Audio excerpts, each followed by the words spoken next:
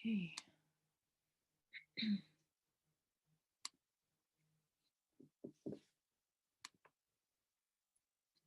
Hi, guys. So good to be with you. Welcome, welcome. Reagan, hey, Melina's here. Hey, Ashley and Stacy and Evelyn. So fun. Amanda's here. Jordana, hello, hello. Melissa, Hannah, and Elizabeth. So fun, guys. It really, when I see your faces on here, I just feel so lucky to get to be with you.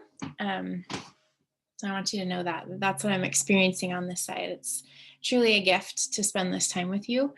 I don't know what time zone you're in, but where I am, it's like evening time. And this just feels like a really special, sacred time. I don't know why I feel that way about it, but it really feels special to me. So if you've chosen into tonight, just thank you. Thanks for being here. And a big welcome to you. I am my own moderator again tonight, so just bear with me while we collect questions and things like that. Like we've been sharing lately, if you have been coached either on a group coaching call or in a one-on-one in the last 3 days, we're going to ask that you just wait, because again, we want to give you space to empower you and help you connect with yourself and cultivate connection with God and other people. We don't want you leaving your 6 months with us feeling like all your breakthrough is sitting in the hands of a certain coach. So that's why we're asking you to just hold off if you've been coached within the last 3 days. If you haven't been coached in the last 3 days, then man, that's awesome. And I'd love to take your questions tonight. So let me know in the chat and we will just move through. Sorry, I'm just admitting a few more people. I do want to say too, that since we have some new faces, because we switched the time of this call, I want to share a couple things about my heart for these evenings, because this is the Encounters call. Alex, it's your first one. That's awesome. Welcome. So a lot of times these calls are me walking people through encounters, which is so cool because you guys get to witness that and participate in your own way. But also I just want to open the table up for any questions about encounters. Like if you're like, this feels weird to me, or I had something weird happen in an encounter, like if there's anything pertaining to encounters themselves, feel free to bring that to the table tonight, because that week 5 and 6 content can kind of bring up some questions. So just wanted to say that's all fair game tonight. And I do want to start and just take a moment to kind of center and pray over our hearts tonight before we begin the coaching. So yeah, let's just settle into that space. Yeah, if you guys want to take just a couple of deep breaths. And lately I've just been prompting clients to focus on their exhale being longer than their inhale. And that's just kind of a gentle way to calm the nervous system. So as you're taking breaths, just have that exhale be a little bit longer. Yeah. Yeah. And as you're doing that, if it feels comfortable to close your eyes, if you feel safe where you're at to do that, feel free to do that. Yeah.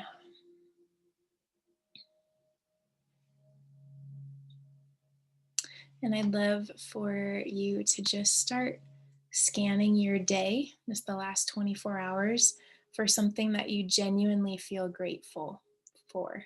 Okay.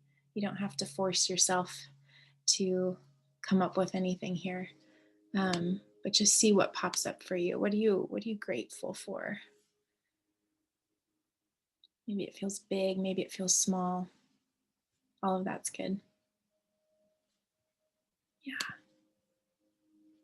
Yeah. And I just want you to hold that in your heart, whatever it was that popped up for you. Just hold that in your heart and just focus on it and focus on your gratitude for that part of your day.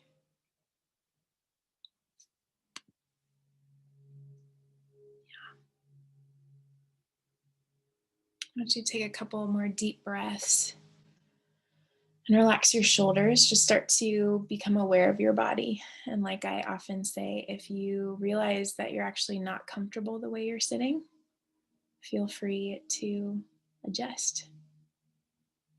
Yeah, yeah. And there's something on my heart that I want to speak over you. And it's okay if this doesn't resonate with you. But I feel like it's on my heart and it's maybe for somebody else too. But I just want to speak to any part of your heart that feels like encounters or presence with God or feeling really connected to yourself. If any aspect of that feels like it's not for you, like it only happens to other people, but it's not going to happen for you, I just want to speak love into that place. I just want to say, I'm sorry. I'm sorry that that's felt hard, or it's felt challenging, or it's felt scary. Any of the aspects that we connect with tonight, your imagination, Holy Spirit, connecting to your own heart, if any of that has felt scary and uncertain and maybe not safe, I just want to say, I so see you.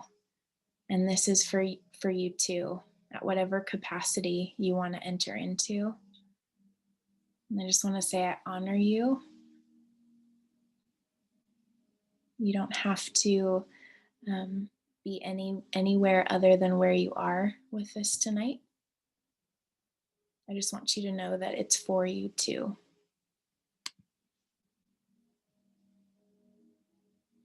So as we kind of wrap up this introduction, I just want to give you some space to whisper over your heart whatever it is that you need to hear in this moment. Something kind, something gentle and nurturing. Maybe something lighthearted and funny, whatever it is. Just want you to practice in this moment giving that to yourself.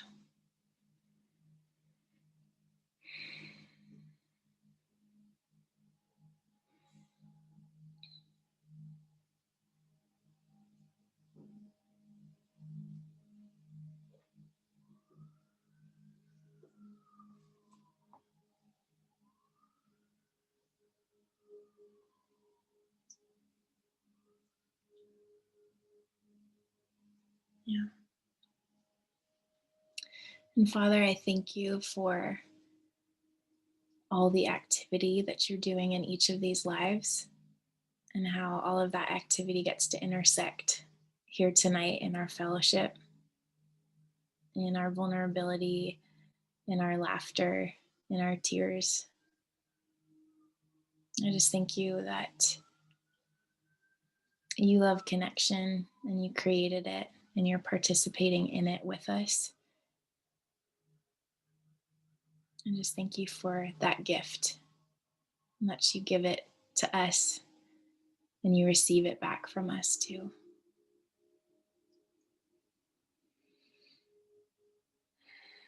So go ahead and take one more deep breath. And when you're ready, you can go ahead and open your sweet eyes. Okay, I just needed that little bit of a moment. Really fun to see some of the things you guys mentioned in the comments that you're grateful for: the sunlight, new promotion, excited to learn new things. I love that. A safe place to shelter, water and electricity. Jordana, totally hear you. I had some experience with that today too. Yeah, Ashley, my family's ability to survive in the cold. So hearing you guys. I know we've got some storms and interesting things going on around the country. So, all right. If you just joined, I want to let you know that I am moderating my own call tonight. So if there's a little bit, if it's not super smooth in between each client, that's all that's going on as I'm scanning for the next question. So we're going to go ahead and begin with Stacy tonight, and we'll get through as many as we can. So Stacy, if you want to unmute yourself. Can you hear me okay? Yes, yes, yes. How you Okay. Oh, I'm super relaxed. That felt great. I'm like, can you just record your voice and we could all play it before we go to bed? Oh my gosh, that's fun. I would love to do that. I'm so glad that was relaxing for you. It was very relaxing. So good. So my question, and I know it's an encounters call, and I was kind of thinking that maybe an encounter would help with the root of what's coming up for me. I definitely have like a root of rejection and like rejection wounds. And something that was coming up, like it's come up a lot in my relationship with my best friend, but to where like people are really drawn to her, and like I've struggled with some jealousy over that, and like it's kind of caused some stuff between my best friend and I, and we've worked through it. And like this past time, I kind of thought like I was over that, and then someone who was used to be a friend of mine, but or what I thought was a true friendship, but then I realized it was not a very healthy one. And I actually was the one who chose to kind of distance myself. But she had commented on my best friend's photo, and I found myself like being like, why are you pursuing my best friend? But like you didn't care to know what happened in our friendship. And like it's weird because I chose to not have friendship, but I still felt like hurt and rejected. And like I said, some kind of jealousy things like, but this time I caught it where um, I started getting mad at my best friend, like, oh, well, and then I caught it and I was like, nope, that's not her fault. Like, I'm not gonna let that be stirred up in me.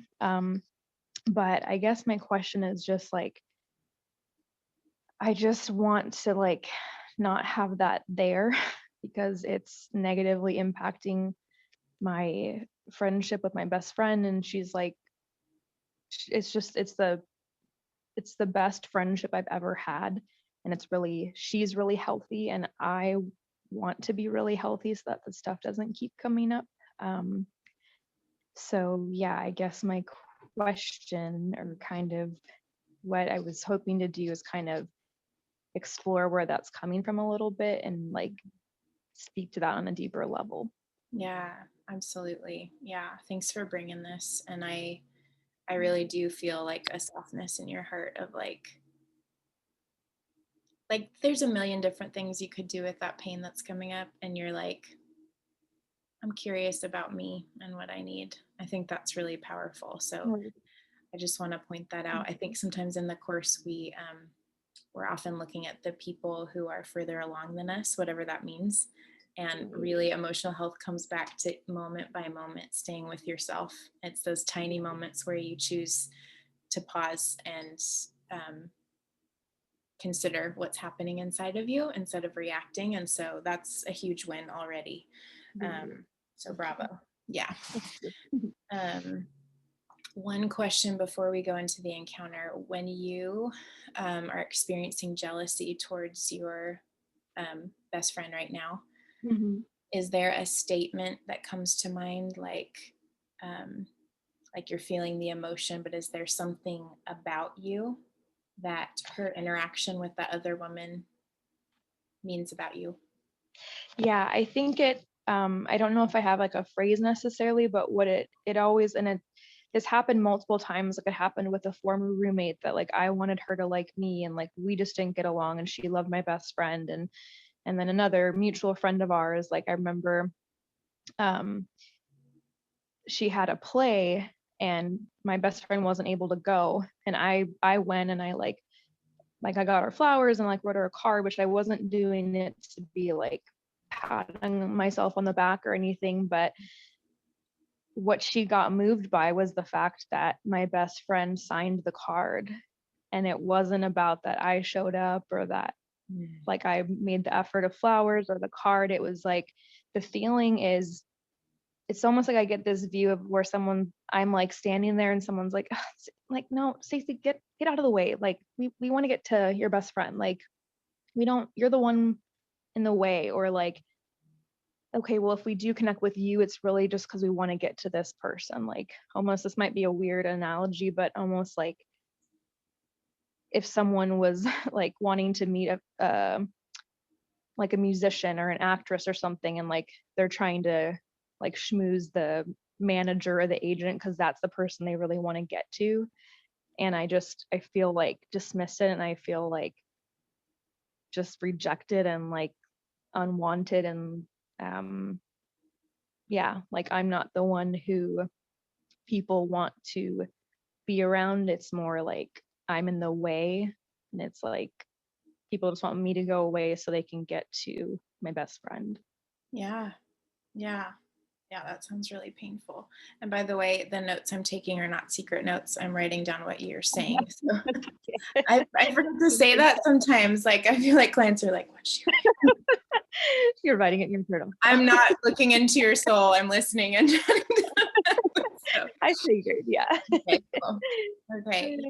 Yeah. This really matters. This is really important. And I think it takes a certain amount of maturity to be able to see like what the pattern is and what's happening. So yeah, I think this is really, really tender, and thanks for bringing it. And yeah, if you just kind of want to settle back in and close your eyes and,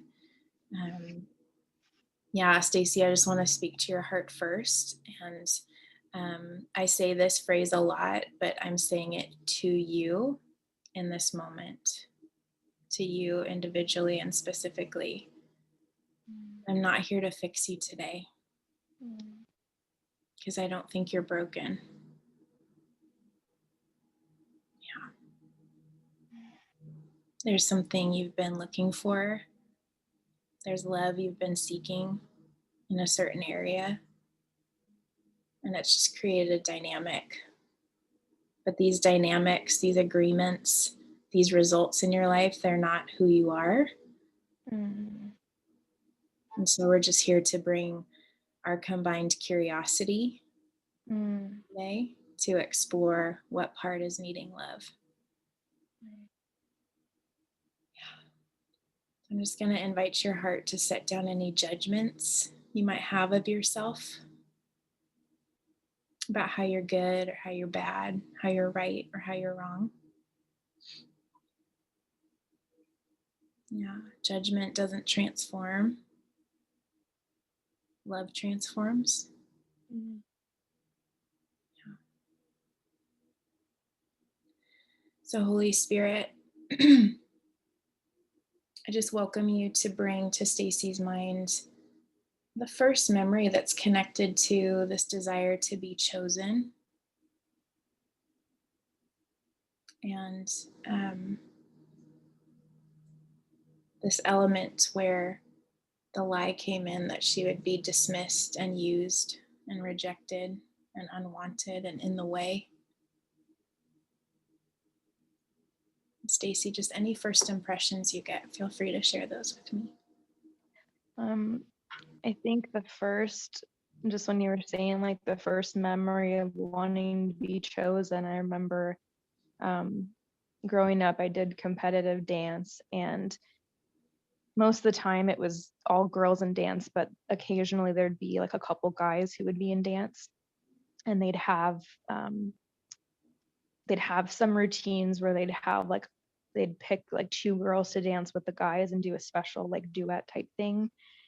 And it's funny because I've never thought about that memory, but that's what came up. Is like I remember I wanted to be one of the ones who was chosen and I wasn't. And it's not like something I think about often, but that's just the first thing that came to mind. Great. And I have a lot of pain surrounding like dance. There was a lot of rejection. I got made fun of. Like it was a really painful place too. So there's definitely a lot like tied in around that. Yeah, that makes sense. That makes a lot of sense. And about how old were you when this situation happened with not being chosen? I want to say, I think I was like 8 or 9. which also is interesting because I'm learning that a lot of things happened in my family during that time. And it's like, that's where a lot of my memories are really foggy, and like where I feel stuck is like Yeah. that 8 or 9 year old little girl. Yeah. Yeah. Yeah. And I think something that's coming up too is with my best friend, because it's a really long story, but I was like, I had a ton of stuff happen in my family and I was struggling like mental health wise and just had a lot of stuff happen at one time. And I ended up, just I was really angry and bitter at God. And I ended up like, really hurting my best friend to the point where we didn't talk for like 6 months. And then I reached out and I wrote a letter and I apologized, and I had like repented with God, and um, she was super gracious, and like now we're talking again. But now this thing came up, and it's like I think it triggered for her some past things that have happened, and I think I find myself trying to be perfect now because I'm afraid, like, oh my gosh, like if it keeps happening, she's going to be like, we can't be friends, like, Mhm. because she did say something the other day, like I think she was just more processing, like she wasn't saying she didn't want to be best friends, but she was saying like I don't know how we can move forward if this keeps happening, because it's like it's happened a lot. And so I feel kind of pressure, I'm putting pressure on myself to like hurry up and just like heal through this so it doesn't come up, because I don't want to lose her, I don't want to lose our friendship. Mhm. Yeah. Yeah. That makes sense. Yeah. Okay. Would you go ahead and close your eyes? Yeah.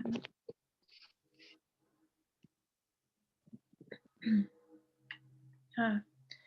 I'd love for you to go ahead and picture yourself in the dance studio. And I just want you to see 8 or 9 year old you just in her element, dancing. And I want you to really connect with her deep desire to be chosen for this special routine with the guys. And she knows there's 2 spots. She really wants to be chosen.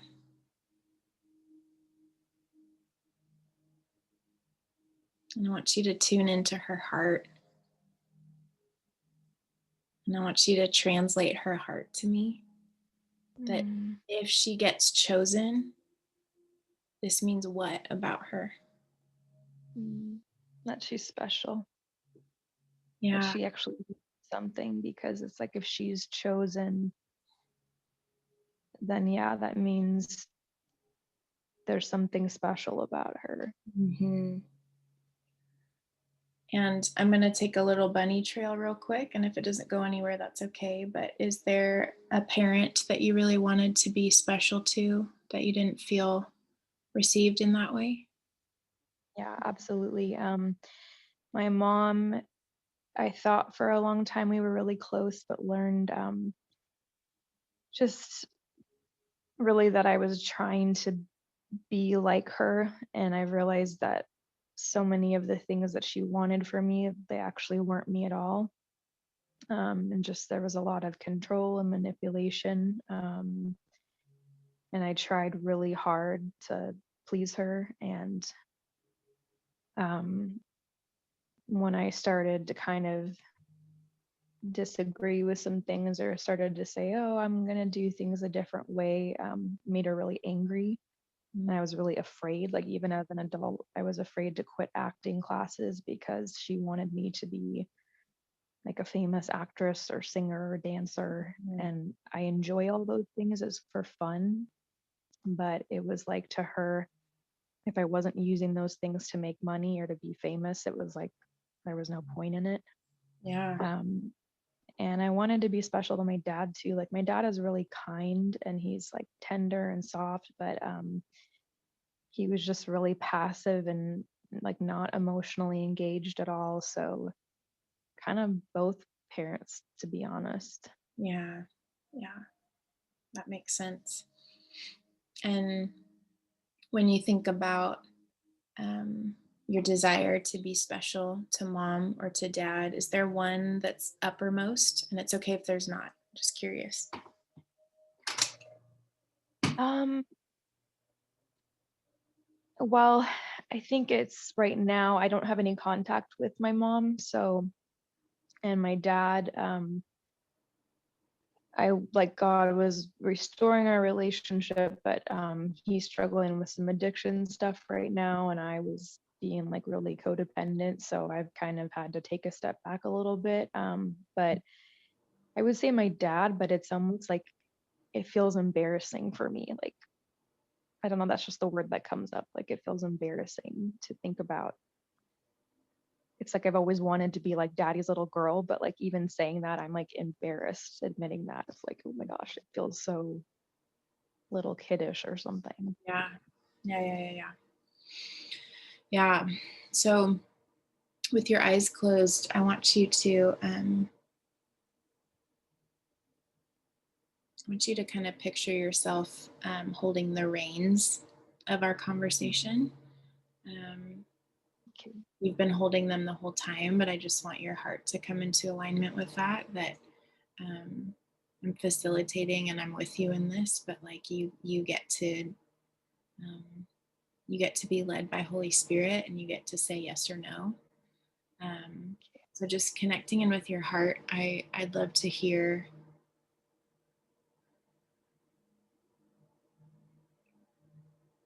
where you'd like to go next. We could go to the dance competition, but it does sound like there's some older wounds related to mom and dad. And so I just wanted you to take a moment, check in with your heart, listen to Holy Spirit, and see what our next move is. I would say mom. Yeah. Connecting with or being able to like have a situation where like I'm special in her eyes. Mm-hmm. Or I don't know what that would be.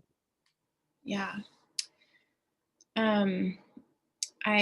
I'm prompted to suggest something, but I honestly I'm not really sure if it's coming from my brain or somewhere else. So I'm just gonna bounce it off you. You can say yes or no. I just like to be really upfront about like how I'm processing this. So part of me is seeing and feeling like an encounter with you in your mama's womb would be important. You said me in my mom's womb. Yeah. Yeah. Oh, I like that. Yeah, that's really good because I think that's where it started. Like I was conceived like right after her mother died. And there was a lot of turmoil between my parents and her mother died. So I was conceived with a lot of grief present and pain and strife. Yeah. So yeah, I'd like that. Okay. Sounds good.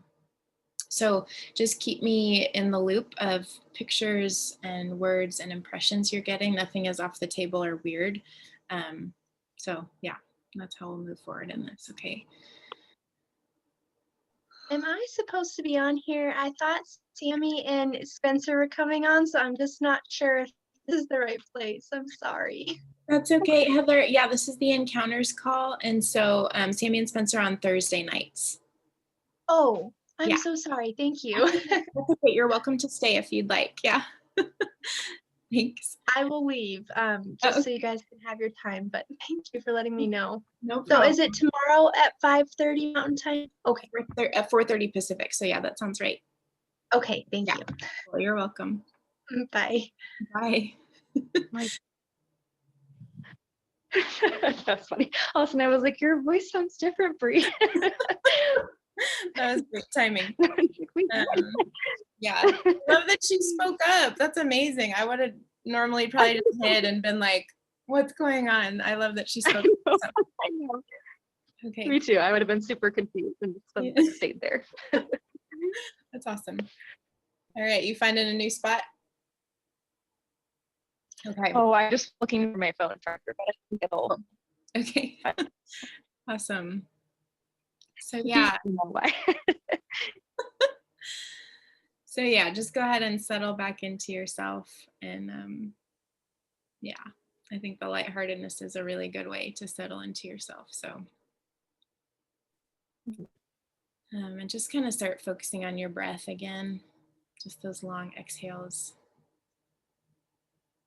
And if any of this starts to feel scary or anything like that, just let me know. I don't anticipate that, but just keep me in the loop. So I'd love for you to picture, I'm kind of seeing your mom, but I'm not seeing her face. I'm just kind of seeing like from her neck down, and she's just holding her belly, kind of like 8 months pregnant. And I just want you to see her hands just like gently rubbing her belly.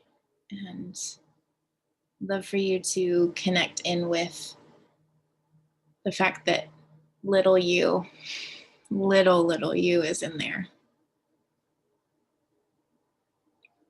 Yeah. And I just want you to see inside. And I want you to see yourself. And I want you to see your little fists and your little tiny fingers and your nose and your feet.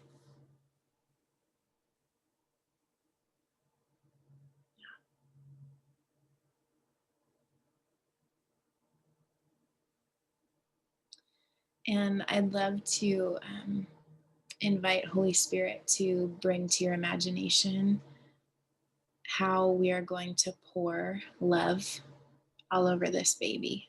What would that look like? What picture comes to mind? Actually, like right as you were saying that, it was like I was getting this picture almost of like light around the baby, around me, and you like you in the room, and I was feeling that she was feeling like almost like, you know, we feel the things that our mothers carry, but like he didn't want it. And like the picture I got was just that little baby me and like this golden light like around me in the room. Yeah. I love that.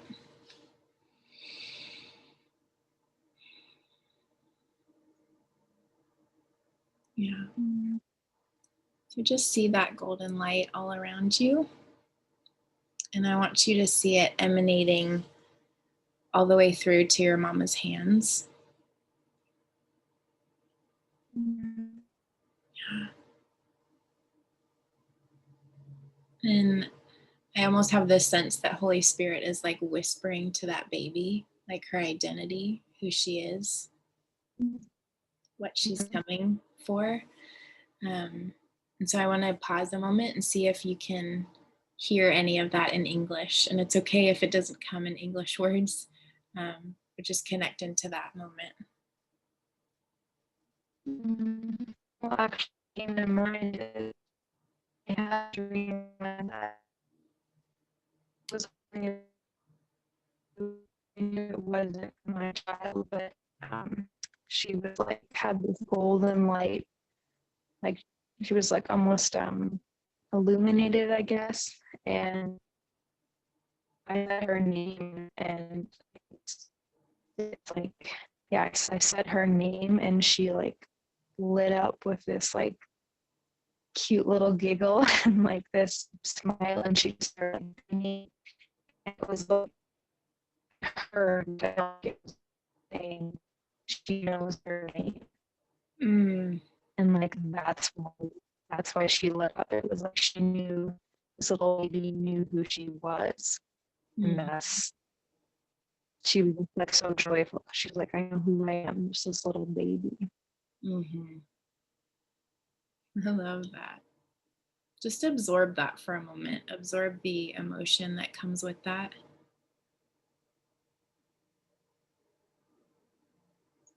and the specificity Mhm. of this scene for you. Mhm. Yeah, it feels really really safe, really warm, comforting, nurturing. Mhm.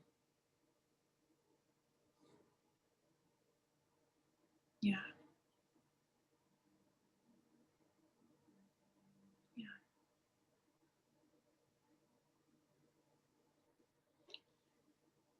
Is there anything else that this baby needs to hear from you?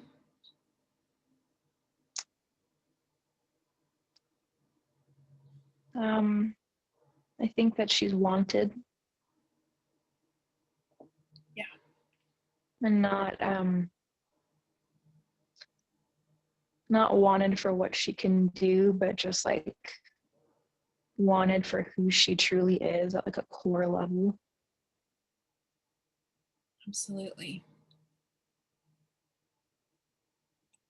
So I want you to see grown-up you somehow in the womb with her. Just let your imagination work that out. And I want you to communicate that to her. And again, it may not be in words, but I want you to communicate that she's wanted, not for what she can do, but for who she is.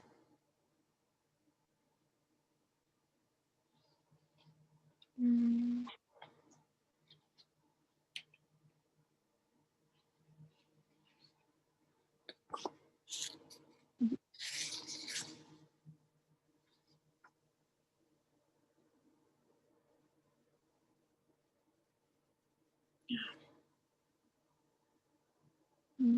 I almost picture like me being in there the whole 9 months, like reading her stories and just like singing over her and speaking her identity over, like that she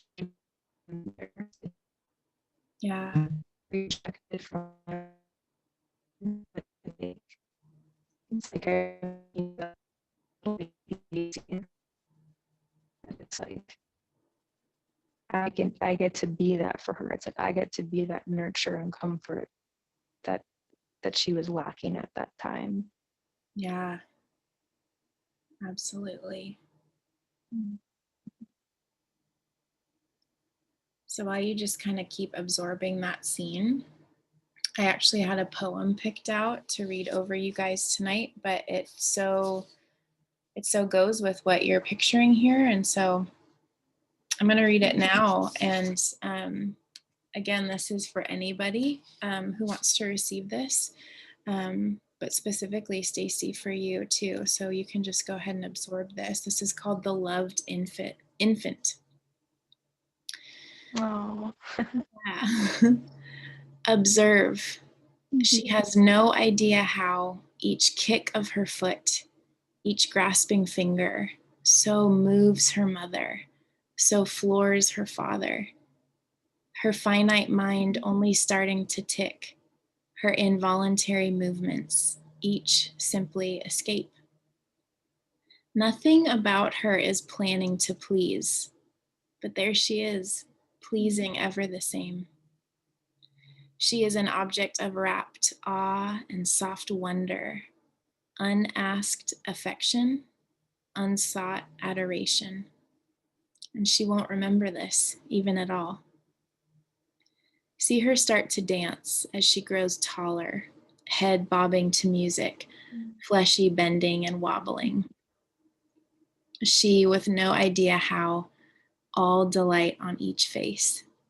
The whole world is stopped, and attention is called to record her simple, instinctive response to the bass, to the melody, the beat of the drum. She doesn't pre-plan, and not much is needed. She simply is loved, and she has no idea how she so moves her mother, how she so floors her father. But she won't remember this even at all. You, little one, when you get to heaven, will see how you've been his infant all along, babbling and kicking, peekabooing at dawn, though you may not have felt how you so moved his heart. You'll understand then though your mind couldn't grasp it, how you were every day loved more than the stars, each grasping finger, head bobbing to music, your eating and falling, his delight, always were. I love that. It's a sweet one. That So this, was good. yeah, this may be an Mm. anchor point for you, an anchor picture for you. And this might be something you want to step back into whenever you're feeling this come up. Just remind her who she Yeah. is. And also, if you haven't looked up the meaning of your name, that might be powerful for you in this space to do that. Yeah. How you doing? Oh no, did we lose her? Okay, well, while we're waiting to reconnect with her, yes, so this was another poem from Carissa Downs from Softer God. So I will type in her name. This is one of Sammy's friends who wrote this book, and I think it came out about a year ago. It's called Softer God, and it's poems and divine conversations. It's a really good heart softener. That's what I call it. Just like I just read it and just cry, and yeah, it's been lovely for me. So, okay, it looks like we lost Stacy, so we're going to go ahead and move on. And so let me scroll back up here. I'm so glad that was impactful for you guys. Awesome. Okay, Shabana. Hi, you're next. Hi. Hello, good to see you. Hi, Bree. Good to see you too. How you doing? Well, I'm doing okay. Huh? Yeah. What's on your heart tonight? Yeah, I guess I don't really know if I have a question or anything, but I've just been really struggling with overwhelm a lot lately. Just like I don't know, I'm in the process of finding another job, and it's just like been triggering all this stuff because I have to update my resume and do all this stuff, and it's like triggering all these feelings of inadequacy. And just like, I don't know, I'm just like looking back at my work history and I'm just like, what am I doing with my life? And like, I don't know, just like, why did I make those decisions and stuff? And like, how am I gonna like justify this to a future employer and stuff? I don't know, because it's not like they haven't been like career type jobs, I guess. So maybe I'm just struggling with like my purpose too. And then like I don't want to like just jump into something that like I hate either. So there's that, and then just like feeling behind, and like I'm a very linear thinker, so like I see my life more in a timeline, and I like want to be here, but I'm here, and I don't like it. But so yeah, there's that, and it's just, and then I just freeze and I get really passive and slothful, and I avoid what I'm supposed to be doing. So yeah, it's just that, a lot of self-doubt Yeah. is happening too, and just, yeah, sorry, I like don't really know how to explain myself, but No, that's what I've been feeling. yeah, no, you're so good. And just so you know, it looks like your Wi-Fi connection is a little bit rocky. Just want to communicate that. So I heard you, but just want to let you know. Oh, okay. Oh, yeah. Shoot. So far, so good. But yeah. Oh, okay. No, I really appreciate. Okay, yeah, just let me know. Okay. I so hear you. I mean, overwhelm, inadequacy, what is my purpose, feeling behind, feeling frozen, and like you're avoiding things, and feeling self-doubt. Yeah. That's a lot. Yeah. That's a lot to be feeling. And then also to be, Mhm. showing up in a place where you're giving a resume or doing an interview and, where you have to be big and professional and grown up. That's a Yeah. lot. That's a lot. Yeah. So I would love to love on that little girl. I Hmm. I think I only made the connection with this like 3 months ago, which when it dawned on me, it really surprised me because I felt like, oh, I can't believe I haven't seen this before. But when we do inner child work, we're going back to love that little girl without an agenda to fix her. But Mhm. ultimately, we're loving that little girl so she can grow up and integrate with us. And she's not this part of us that's like, keeping us in self-sabotage or keeping us avoiding things, right? We're not going to force her to move forward. We're Mhm. going to go back and love her so that moving forward is um, more accessible to us, right? Um, so that's what we're doing. Because I see you and that you're like, man, I have this desire for purpose. I have desire for to move forward in life and to make an impact and to probably to build something. And that's coming to my mind that you want to create. Um, Mhm. so yeah, I had one more thought and it just escaped. So I'm just going to pause a moment to see if it comes back.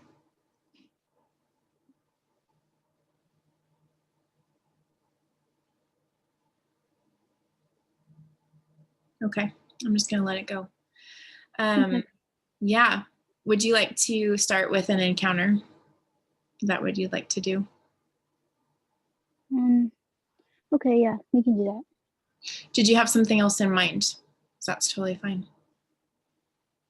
No, I don't know. I mean, I'm in week 5 right now with encounters. And I've noticed sometimes they've been making me nervous Yeah. for some reason. Like, I mean, like I've done them before, but like I've just sort of been having like a performative mindset just Yeah. because of where I'm at in my life, and it's like transferring to my encounters too. So like I get nervous at that. Totally. I love that you said it. Thank you. Like I feel like, oh, Yeah. thanks for letting me know because now I can like love you in that way instead of like, well, let's charge forward with something you don't want to do.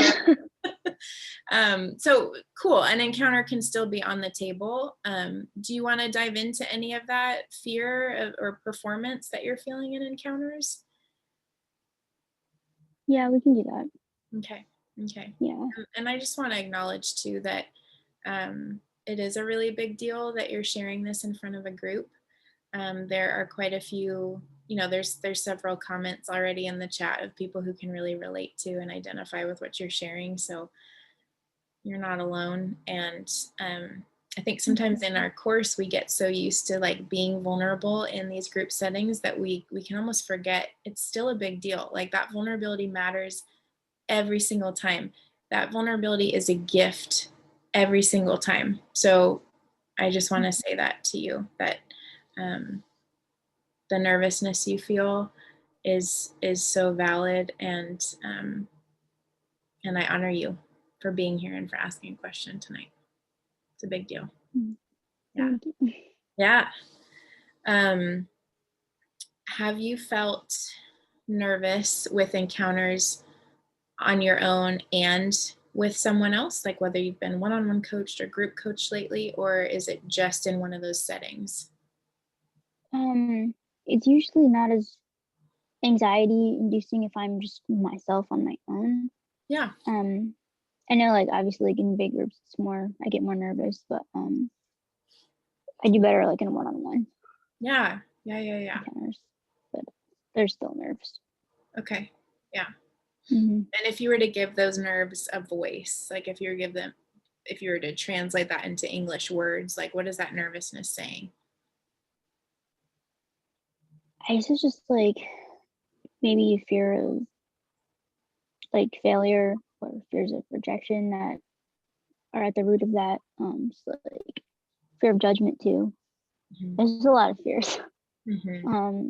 Or like I'm not doing it right, or just like having to be vulnerable with myself and with other people. It's really hard for me. Yeah. Like, how is it going to go across? And like, what are people going to think of me and all this other stuff? Yeah. And just like anxiety with God too. I don't Can you know. tell me a I little think more I've about that? seen. Yeah, I think it's like, I feel like I'm in trouble all the time. Like when I'm with God, like he's disappointed in me or something. Which Yeah. maybe I'm just projecting issues I have with my earthly father onto him and stuff. Who my earthly dad is a perfectionist, so like everything is never good enough. And like I don't know, I just kind of feel that way with God too. So then I just get like super anxious and like Totally. he's just gonna be really critical about everything. Totally. I so hear you. Yeah. Thanks for I sharing guess that. it's a safety thing. Sorry. It's like I No. don't feel safe maybe. I don't know. Yeah. Yeah. Right. That makes a lot of sense. There's like physical safety, and then there's like emotional safety of like, are you going to use what I say against me? Are you going to have my back? Are you going to help me? Are you going to teach me what I don't know yet? Like all of that. That's really tender stuff. Really tender. Yeah. Yeah. Makes sense. Yeah. Are there any emotions coming up as you share these thoughts with me? I guess like a lot of fear, anxiety coming up. Just like, yeah, like I told you, like that feeling of being unsafe. I don't know why that's coming up because I mean, like, I am safe. I'm like, kind of a safe place, but that emotion's there for some reason. Totally. Well, and that's Um, why I so appreciate you saying that because like your brain's like, come on, Shabana, we're safe. Like just move on, you know? Then your nervous system is like, yeah, I don't actually think so, you know? And so yeah, that's what I want to honor tonight is like even when you mentioned your dad and you're like, I may be projecting that onto God, I'm not sure, you know, and it's like, right, like from this like logical place, you know, I could say, yeah, maybe you are projecting onto God, I don't know. But it's the emotions and the heart that I really want to care for tonight. So would you be okay if we practice just like heart connection together, and then if it owns, or if it opens up into a deeper encounter, would that feel okay? yeah. Yeah. Okay, so again, I you feel safer. Yeah. cool. You have the reins. And so anytime you're like, I want to stop, then you can say that. Deal? Okay. Okay. Okay. So yeah, go ahead and take a deep breath. And I want you to like really push out the air when you exhale, like,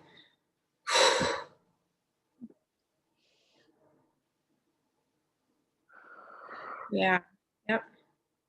And I'd love to invite you to do that 2 more times. Just like blow it all the way out.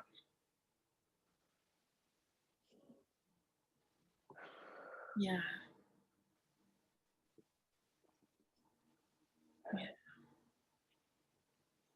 And just go ahead and put your hand on your heart. Yeah. And just become aware of how your hand is on your chest. If you want to tenderize it, Okay. or fill your hand with compassion, whatever that looks like, just feel free to do that. Yeah. Okay. And I just feel prompted to invite you to thank your heart for being here on this call tonight.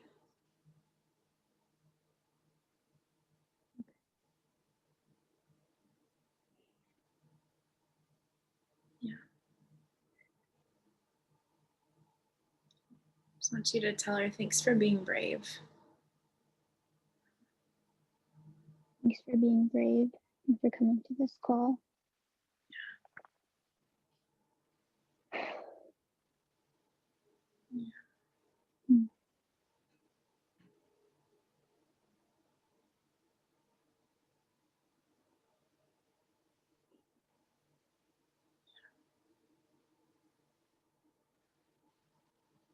Take another deep breath and go ahead and blow it out.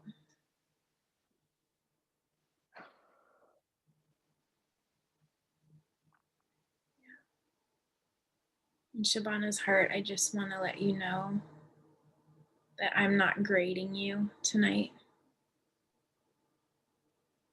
No one in this group is grading you. I'm not measuring you to see if you're worthy of an encounter or worthy of my time.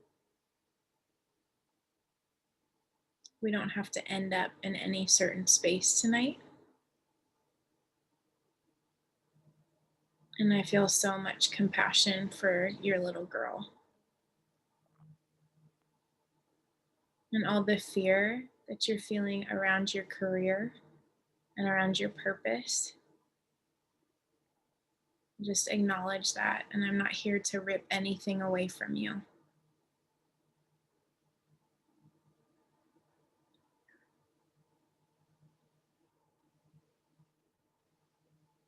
I just acknowledge any protectors that are present.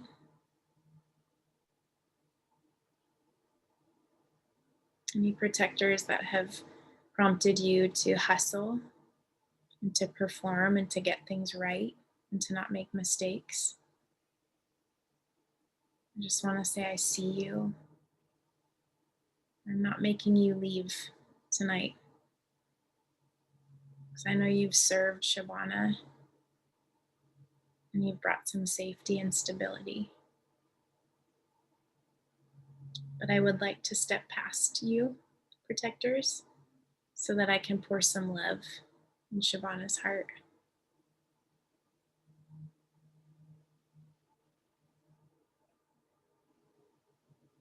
So Shabana, if it feels okay to you, I'd love for you to picture gates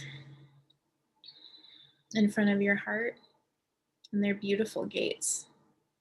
They're strong and they're really like royal looking. And I just want you to see 2 guards in front of those gates.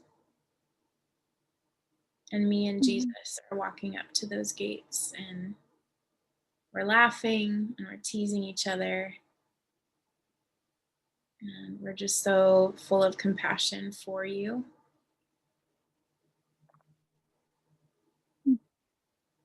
And we're just curious if we can come in.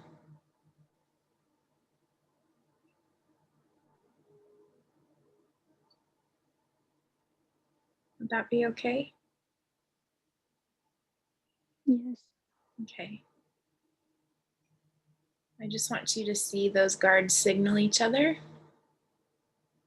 and just move out of the way. And Jesus and I are going to walk through that gate to your heart. And I just want you to see both of us like tourists, like staring at your heart, like, oh my gosh, look at that heart. And we have our cameras out and we're just stunned at the beauty of it. And we're so impressed by it. Mm.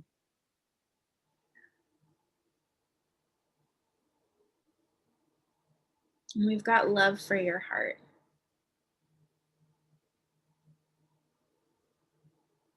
And I want to invite your imagination to fill in how that love gets into your heart.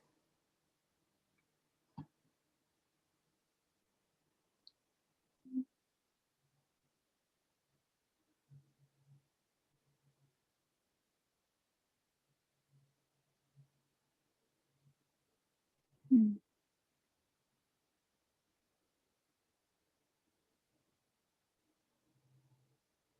It's almost like when you guys come close to it, you like put your hands over it, and like I can see the heart like transforming from stone, like into like life. I don't know how to describe it. It's just like it's coming alive. Like it feels safe. Mm. And there's just like all these like colors and sparkles, I guess. Love that.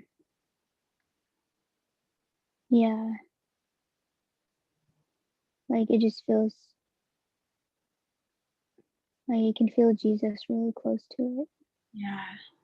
and she feels safe. Yeah. Like she feels safe to be herself. Yeah. And I see like, I don't know, like flowers like popping up. Mm, I don't know, it's really random, it's beautiful. but Mm. yeah. You said Jesus is really close to your heart. And something that was in my mind was that he actually was he was so close. He was like whispering to your heart, like he has his hands like up to his face, and he's like whispering to your heart and asking, "What do you need?" He wants to know what you need. So I just want you to listen and hear what you need.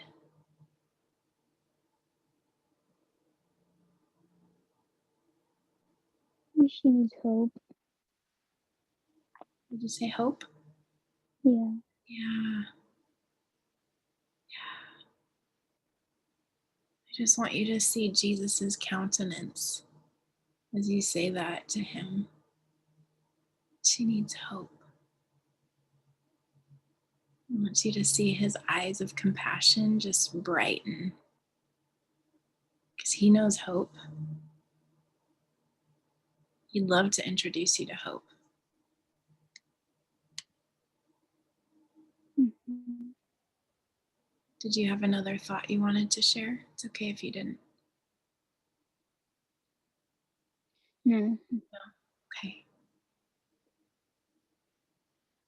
I'd love for you to picture hope as a person, as a being. And hope's going to come whistling up, and you're going to get to meet hope. And I want to say, as soon as you can see her, I don't know, I'm seeing her as feminine. It's okay if you see it differently. But once you can see hope, just let me know what hope looks like.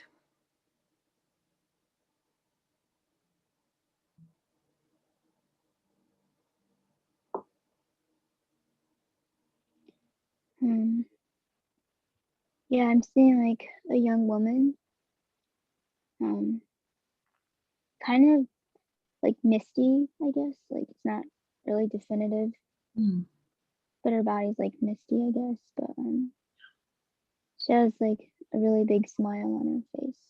yeah. Um, and she just looks really, I don't know, excited and joyful. Mm, Yeah.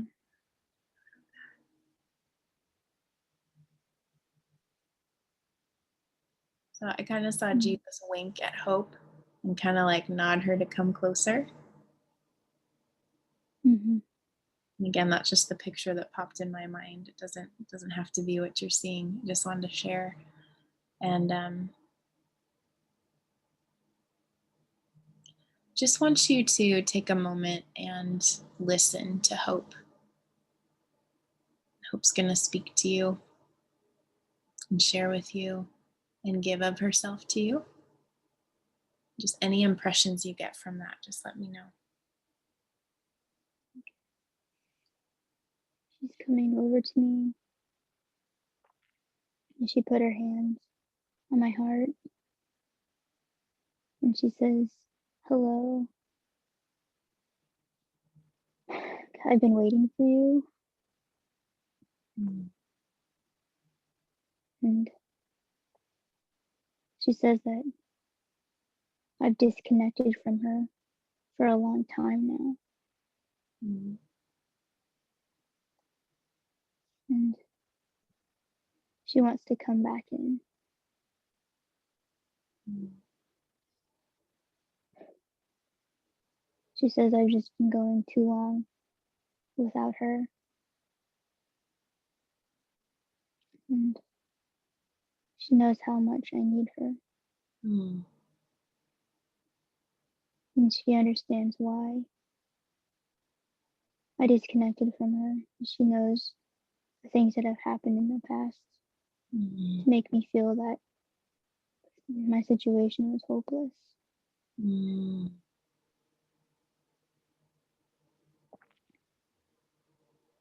Yeah.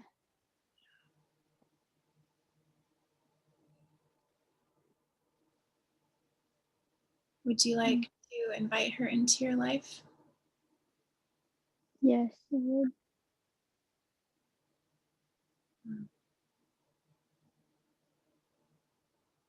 Just want you to see just her hand extended towards you and you taking her hand. Hmm. This I just feel like is so joyful. I don't typically see him this joyful, which is kind of fun.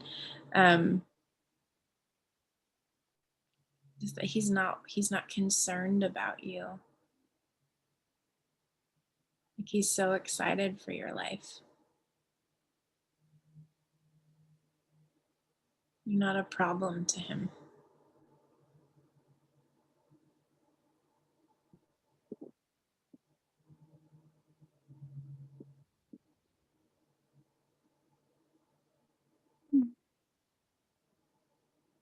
Is there anything else coming up for you? I can see me and Hope holding hands, Mm. and Jesus he's standing there and he's smiling at both of us, and he just has this really joyful expression on his face. I don't know, this sense that like everything's gonna be okay, and that regardless of the future, like things will still work out. Mhm. I don't have to be afraid. Mm.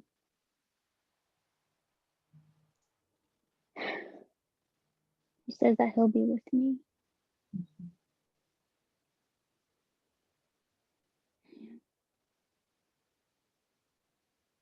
Mm-hmm. Girl, I just want you to keep absorbing this for another moment so that your heart can take a record of this. So just look around that scene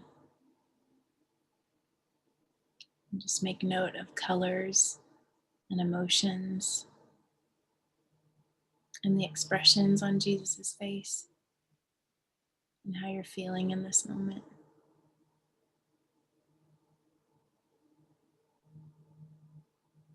Mm.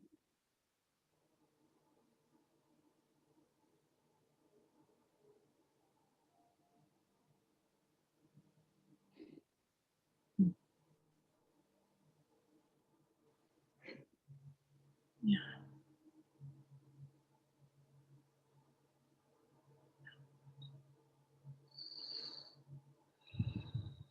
And just with your eyes closed as we kind of wrap this up just for now, I want to remind you that you can step back into this. You can replay it. And a really sweet time to do that is right when you wake up in the morning, right before you go to sleep at night. Just giving your heart a moment to recall what it felt like to be in the presence of hope, to let love come in, to let Jesus' joy be present with you. Mm. When you're ready, you can go ahead and take a deep breath and open your eyes.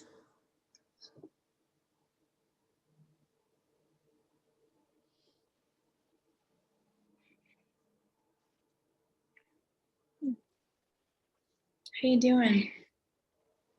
Yeah, I feel a lot better. A lot calmer. Mm-hmm. Yeah. Yeah, Yeah. I really hoped. I'm so glad. I'm so glad. And I I just want to say, because I think this is beautiful, I love observing this, and in case it helps you and other people, like, you brought emotions you're feeling to the table in a current circumstance, and we ended up in a maybe a different place. Maybe it feels like we ended up in a very different place, but I think your willingness to roll with that and see kind of what kept coming up as it came up, and then you got very clear inside of that encounter. You're like, it's hope. It's hope. I felt hopeless. Yeah. Like, your willingness to flow with that and see what popped up was gorgeous to behold. I don't know where we're going when we start encounters. Or even coaching. Like, I don't know where we're going, and so it's really cool when both parties can just be like, all right, let's see where Holy Spirit takes us. So I just want to commend you on that, that you were like willing to bring your current state and then willing to see what unfolded from there. That actually shows a lot of safety you feel and a lot of safety you've built with yourself. So it says a lot about you. Well done. Um, Yeah. Thank you, Bree. Yeah, you're so welcome. It was such a gift to connect with you tonight. Thank you. Yeah, you're welcome. Keep us posted, okay? Yeah. All right. Thanks, girl. Okay. All right, guys. Reagan. Reagan, you are next. Are you still here? Hi. Have we interacted before? No, I'm pretty new to the program. Cool. Probably just on onboarding then. Yeah. So fun. So fun to see you. How you doing? Your space, it's so cute. What'd you say? I love your space, it's so cute. Thank you. I love it too. So I'm glad you appreciate it. Yeah. Yeah. How you doing with the encounter stuff? I know you said you're new. How is this feeling to you? It definitely feels like something new. I feel like, but a little intimidating, but I feel like it's something I've really been needing. Mhm. I think a lot of what comes out when I am overwhelmed or just kind of going a million miles an hour, which I tend to do to kind of distract myself from how I'm feeling. I'll get to a point of like burnout where I feel all this stuff bubbling up, and it does feel like a lot of stuff from my childhood. So I'm intrigued Yeah. to do this kind of stuff. Yeah. Very cool. Very cool. Yeah.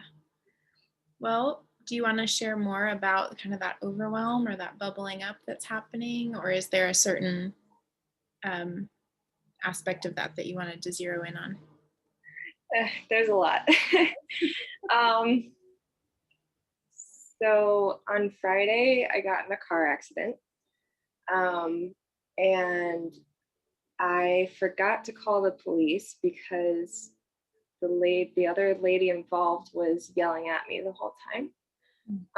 So I felt very like kind of flustered in the moment.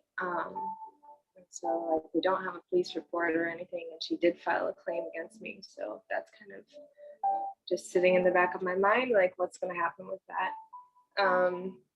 And I'm not hurt too bad or anything. My back just really hurts, but which kind of affects my work because I'm a dental hygienist. So it's kind of, yeah. But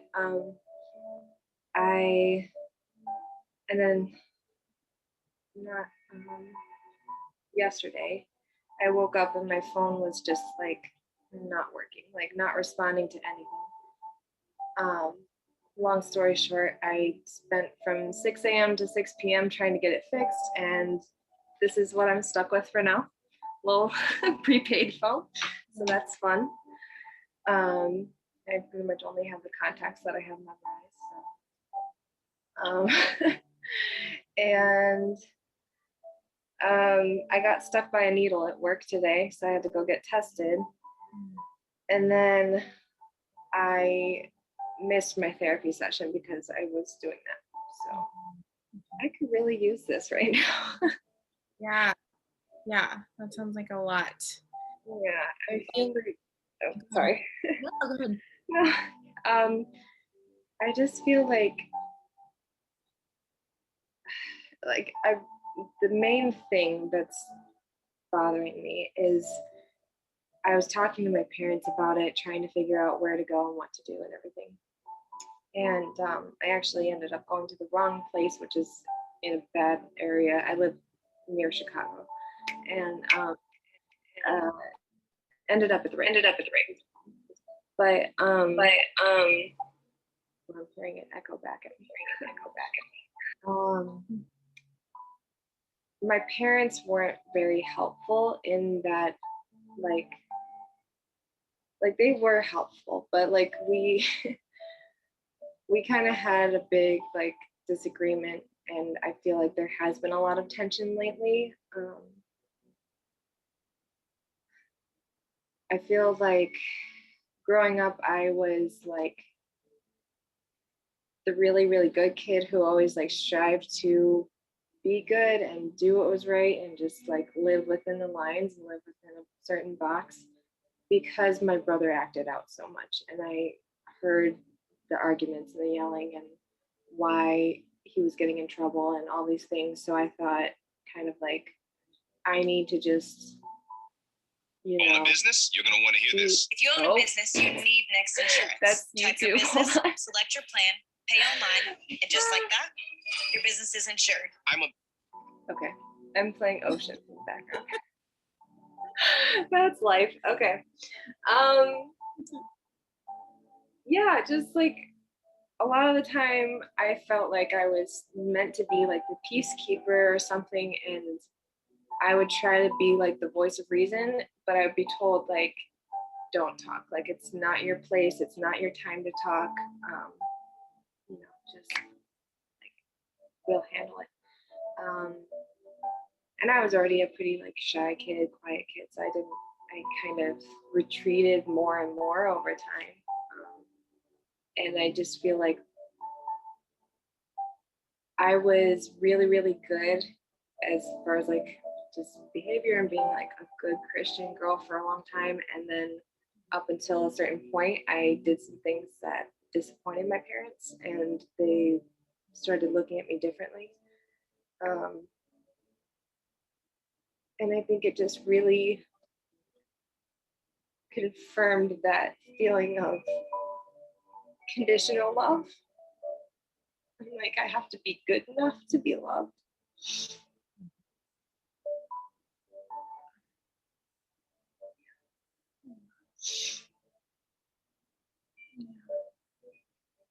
It's really painful.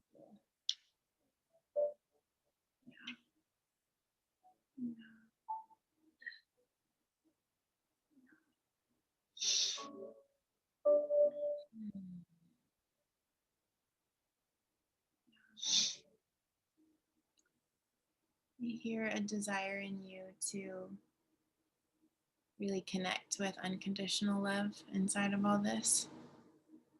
Yeah. And your heart sounds tired of doing all the right things. Yeah. Like your heart wants a big open space to just be. Yeah. Would you like to explore this in an encounter? And it's okay if no is the answer you have. Sure. Yeah, that sounds Okay. Yeah, just make yourself comfy. Yeah. You can close your eyes if you'd like. Yeah. Just become aware of your body. If there's any tension in your shoulders, you can just let that drop. And if there's any tension in your hands, any gripping or fist that you're making, you can just relax those. And just check in with your hips. If there's any tightness there, just relax those. And just give permission to your legs to relax and release. And just send that signal to your whole body that you're safe here. That it's safe to be you, and it's safe to be present.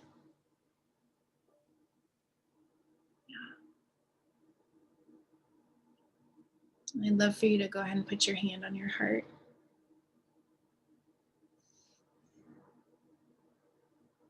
And you've heard me say this tonight, but I'm saying this to you right now, that I'm not here to fix you today, because I don't see you as broken. Yeah. Yeah.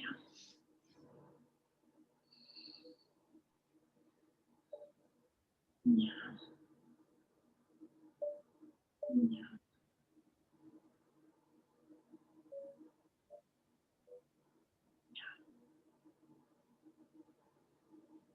You're not broken, honey.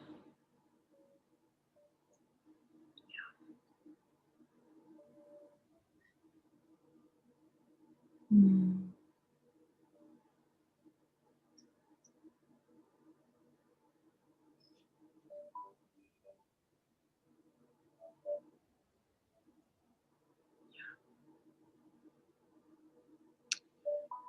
Sounds like there's a little girl inside who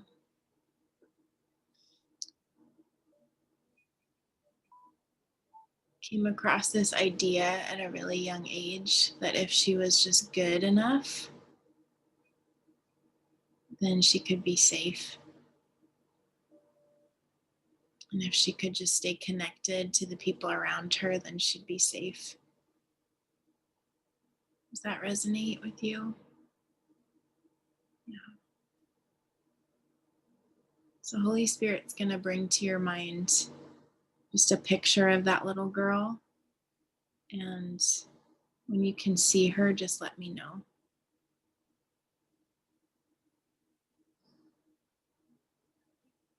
Yeah. And about how old is she?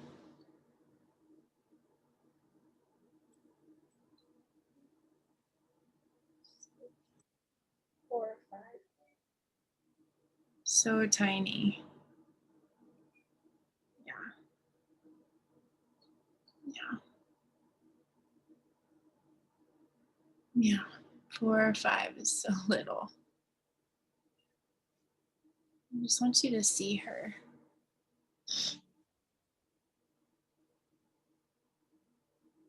Just to the best of your ability, see what she's wearing.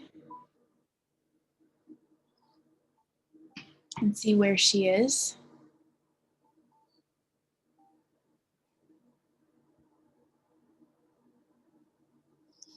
And what is she doing? Really quick, I'm just gonna grab some tissues.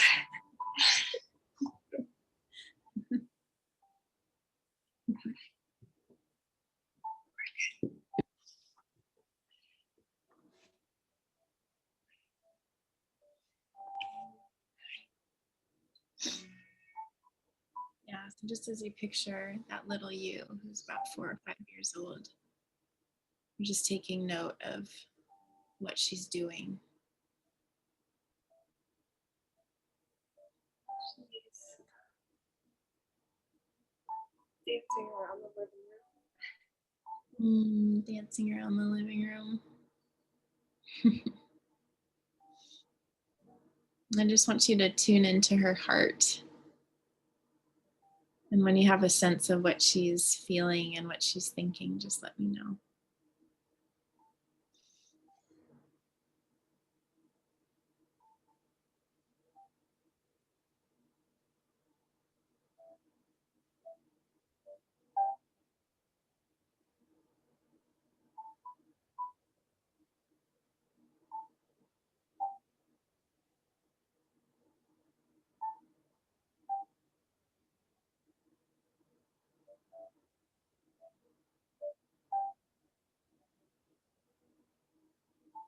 She wants to be creative. Did I hear you right? That she wants to be creative? She wants to Yeah, keep going. Wants to express herself and to really be listened to without someone telling her what's right. Or just letting it be my idea. It doesn't matter what's right or wrong. Yeah.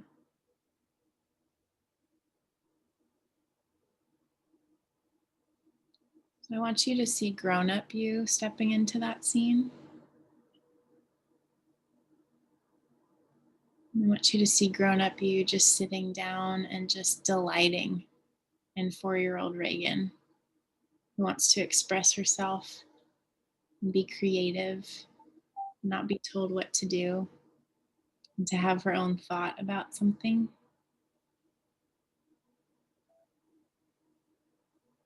And I have a sense she almost wants to like do this dance for you. I just want you to see her coming up with this dance, this very 4-year-old dance.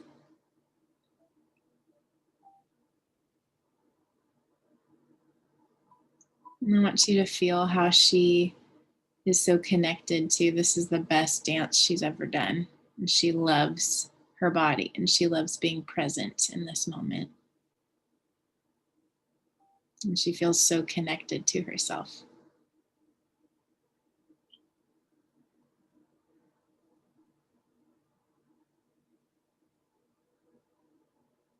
And just let grown up you be endeared to her and enjoy her.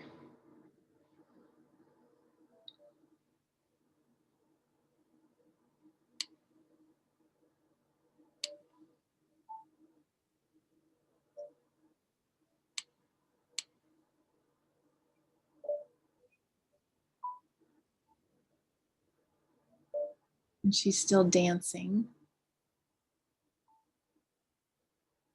And I'm curious if you were to look around that room and see where Jesus is, let me know when you see him.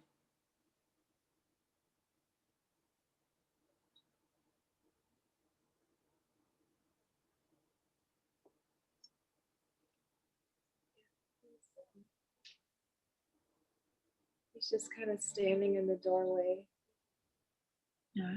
leaning against the doorpost, like grinning so big. And just like you're the cutest, sweetest little girl. And I just love you. Yeah. I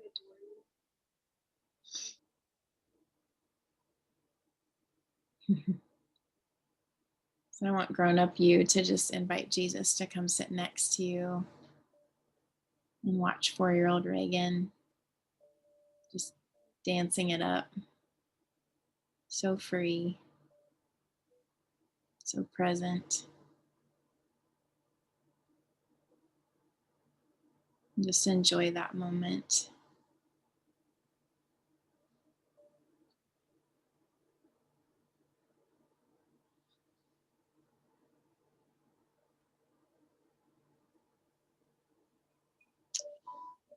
And I want grown up you to turn to Jesus and say, Jesus, do you want me to know anything here in this moment?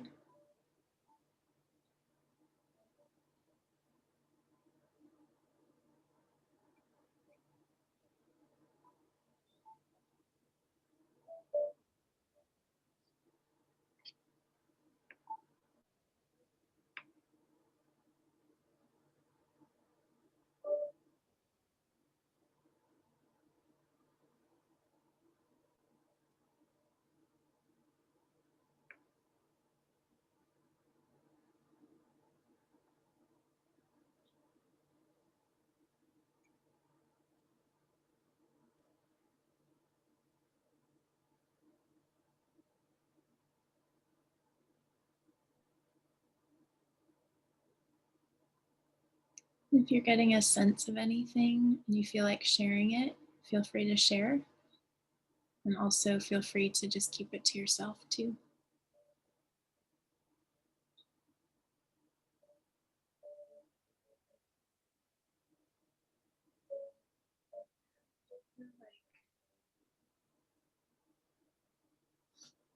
Saying,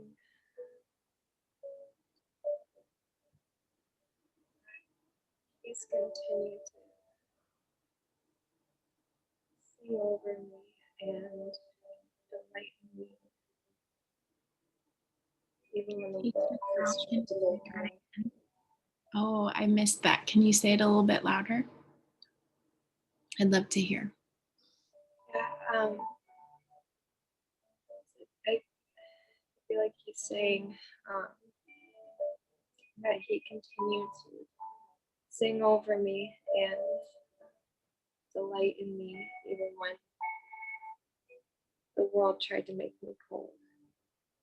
Mm.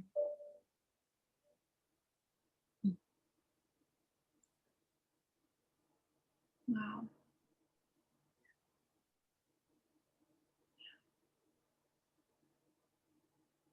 Yeah.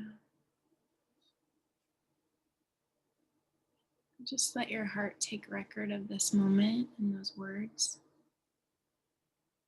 Jesus has been singing over you.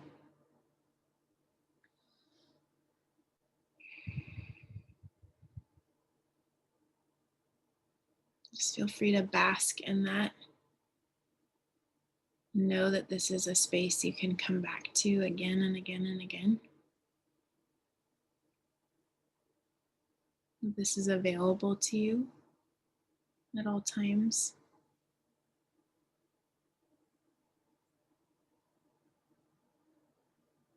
And just with your eyes closed, I want you to check in with your body and with your emotions. And just take note of any shifts that have happened.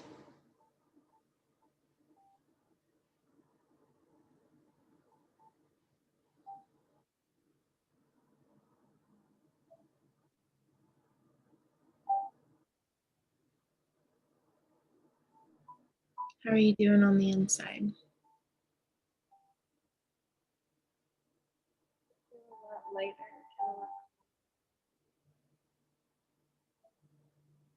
Oh, I couldn't hear that. Could you say it again? Sorry, I'm really soft-spoken. It's good. No problem. I just want to hear from you. I feel a lot lighter and calmer. Lighter and calmer. Cool. I love that. How was that experience for you? I feel like half of what I said didn't even make sense in the beginning because I was just so like overwhelmed. Totally. Totally. Yeah. Super understandable with all those incidents that happened. Yeah. I think picturing ourselves as a little girl can be a really grounding thing. If you are feeling scattered, that might be something to just play with in the coming days if you feel that way again. That child who just so lives in the present, because that's how she was designed. Yeah, that might be something you want to just check in with as it feels good and right to do so. Okay. Yeah, definitely. If I could just say something. So it's interesting because I do feel like it's very grounding just to like do art, like paint or dance or whatever. But I've never like connected to the core of that experience before. So that was really powerful. Wow. I love that. I love that. So cool. Yeah, absolutely. Such a pleasure just to see what unfolded for you. That's awesome. And thanks for being so brave. I know you said you were new to the program and like curious and intrigued, and just thanks for being willing to participate with this today. It's a gift to all of us. Yeah. Cool. Keep us posted, okay? All right. Thanks, Reagan. Okay, Amber Broderick, you are next. Are you here? I know you're here. There you are. I see your face. Oh, sorry, I didn't I didn't unmute myself. That's I was like talking and I was like, wait, okay. My bad. Oh, it's good to see you. Yeah, it's good to see you too. Yeah. What's up? So yeah, I have, you kind of know a little bit of my story already, so I'll keep it short, but I have just been, I felt like God hasn't been in the moments where I've really struggled over the pain of my breakup. And I don't know how he can be a part of those moments. And so I guess my question is, sorry, I'm gonna close the window 1 second. There's noise.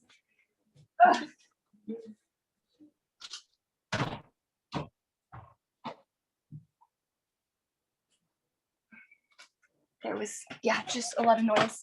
So I guess my question today is just how to bring God into the moments where because I'm going through so much like emotional health, a journey right now, and I have spurts, I have grief spurts where the pain feels fresh, and that can be really scary because I wanted to end my life over this breakup. And I don't know how to have God be a part of when these moments happen where it's like the pain is fresh. I just miss my ex. I can't believe he did what he did. I feel betrayed all over again. I'm in denial. And it's just these cycles that I'm told are really normal when going through grief. But I'm getting so tired of just feeling so abandoned by God in these moments where it's like, okay, the only way through this is through it. And I can tell myself that in those moments, but I can't bring God into those moments and feel like he's there for me. And so that's kind of what I've been struggling with. Yeah. Oh, I so hear you. And because we have connected before, I just want you to know again, every time I interact with you, I just feel so proud of you. Thank you. So proud of you. And I remember when you did go through the period of wanting to end your life, and you didn't. Yeah. You're so brave. Thank you. Yeah. Thank you. Yeah. And even your ability to notice these grief spurts, powerful. It's for you to even call them grief spurts says so much about how you've grown and learning to ride the waves, and into holding on to the fact that it won't all feel like this forever, but that I'm feeling this right now. Yeah. That's Well, really- and I guess in those moments, I do feel like it's never going to get better because they keep happening. Mhm. So it's like, it's not exactly, I recognize that it won't be forever, but it's like, I recognize that kind of that this is the process, but I don't feel like the process is going to be over ever. Yeah, which totally makes sense too in the midst of grief. Yeah, so much sense.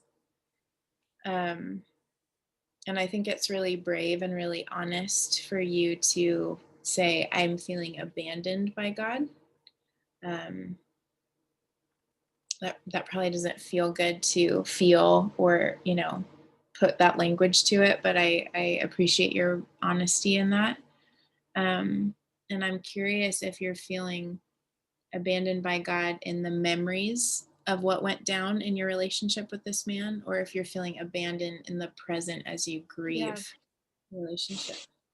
yeah, I definitely felt abandoned during the moments, because it felt like in our relationship that we had such a strong spiritual connection.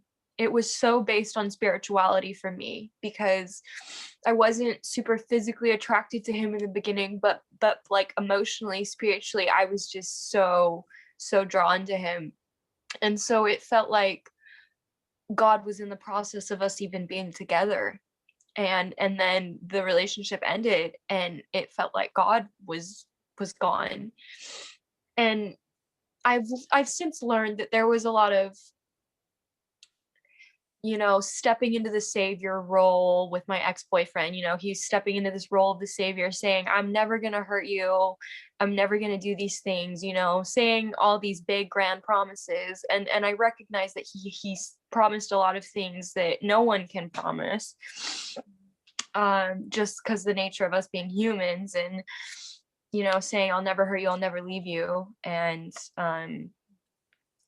yeah, so I don't know. I definitely put him in my God spot. And I think I've told you that before. And I think he's still there.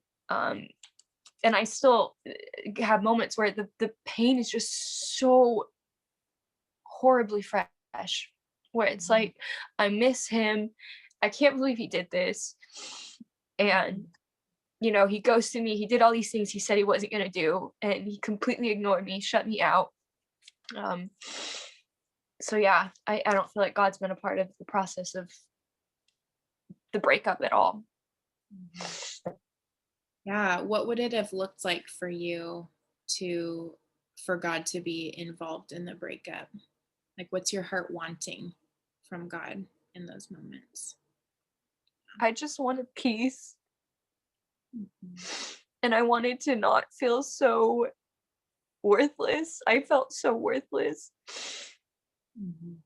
I felt like I was crazy, like the relationship wasn't even real, because the only explanation I could come up with was that he faked everything. He faked it all. My ex-boyfriend. And because how can you love someone and say you love someone so much and then cut them out so viciously? Because it felt cruel the way he handled the breakup. Like no decent human being would end it the way he did, but I believed him to be a very, very decent human being. So I felt crazy because amidst all of this, there's still all these people that have him in their life still, and they still adore him like they did before.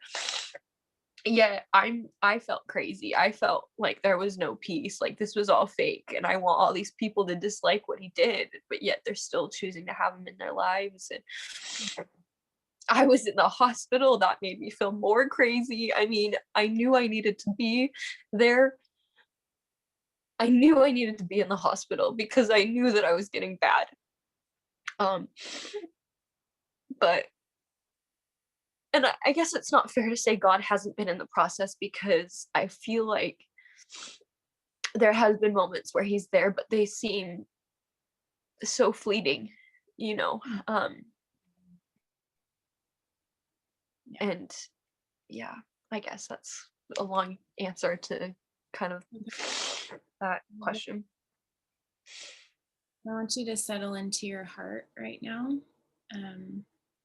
which I guess that's very abstract language. I'm just thinking about me saying that. It's a really abstract thing to say, but go ahead and put your hand on your heart. Yeah. And I'd love to know what your heart thinks about this that I'm about to say.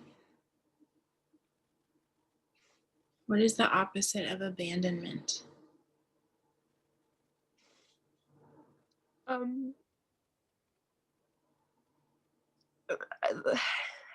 The first word I thought of was like acceptance, adoration, like adoring someone.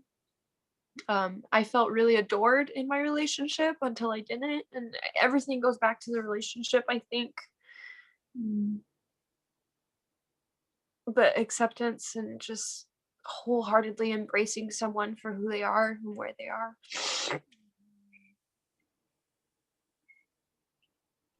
So Amber's heart, does it feel safe right now to explore this in childhood memories?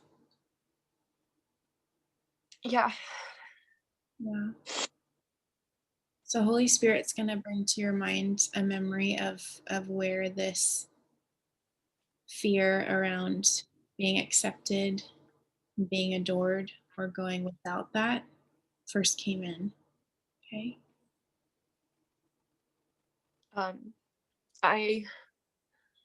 The first thing that I thought of is I let our dog inside the house when I was like 5, and my dad came home and screamed at me for letting the dog inside. Mhm. And I remember hiding from him because I was so scared. Yeah. Yeah, you're doing And then great. he came and found me. And then he's like, "Oh, you get to name the dog," because it was a dog that we just barely got, and it was a puppy. And but it still didn't like make up for how scared and how like I felt like I did the most terrible thing. Yeah. Yeah. Does it feel okay to picture little Amber hiding from Dad? Yeah. I just want you to see her, and I want you to see where she's hiding.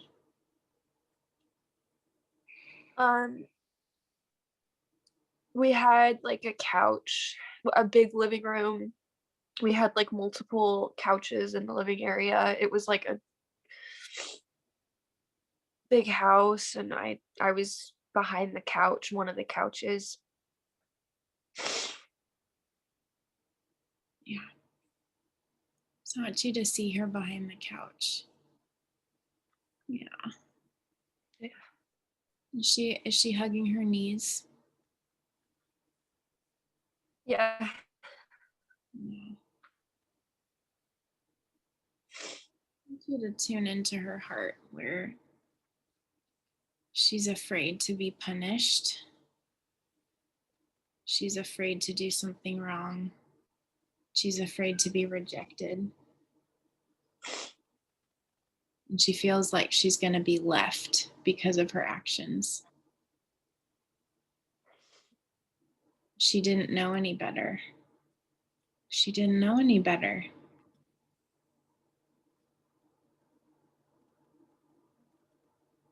And I want you to see grown up you just quietly walking into that space. And I want you to see grown up you kind of knocking on the side of the couch, like, "Hey, little Amber, can I come in?" Do you want me to say that? Yeah, you can. "Hey, little Amber, can I come in?" Uh, she's hesitant.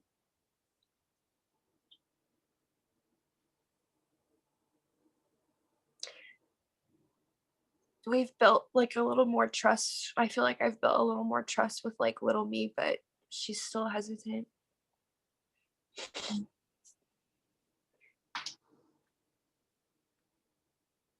Yeah.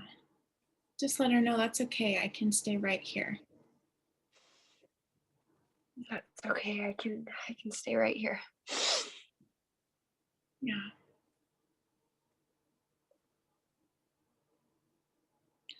And I want you to keep in mind that you're talking to a 5-year-old. So she's not a grown up. So I want you to think of talking to her as you would an actual 5-year-old. I want you to bring comfort and acceptance and presence to her. That you're going to be with her while she feels through this fear. So, whatever words come with that, feel free to say them out loud. Yeah. And also just pay attention to what happens in the scene.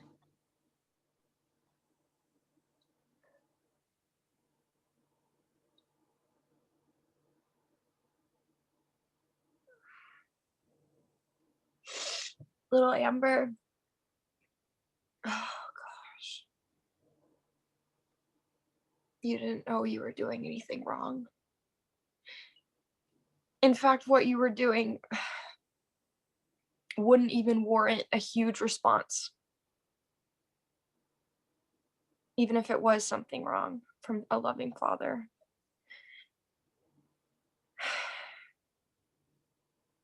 Dads aren't supposed to scream at their little girls like this.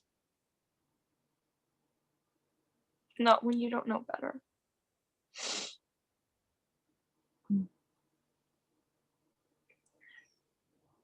This isn't right.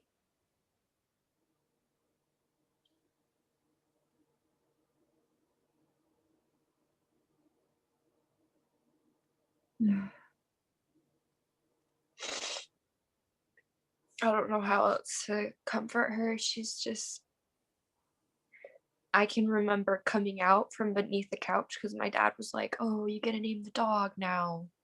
But I remember I still didn't feel safe. Like I just did it because I don't know, I didn't want to get in trouble again from his attempt at being nice. Right. So while you're sitting with little Amber there, I just want you to see in another part of your mind, Jesus talking to your dad in the kitchen. And it's okay that you don't have to hear the words they're exchanging, but I just want you to see that Jesus is talking to dad in there, okay? Yeah.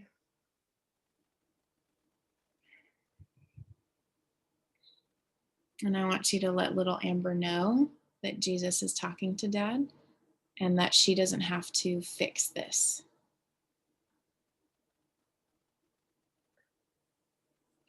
You want me to say it out loud now? Yeah, if it's helpful for you, absolutely. Hey. Jesus is talking to dad. And it's not your job. It's not your job for dad to be nice. It's not your responsibility. You didn't do anything to deserve this behavior. No one deserves this behavior.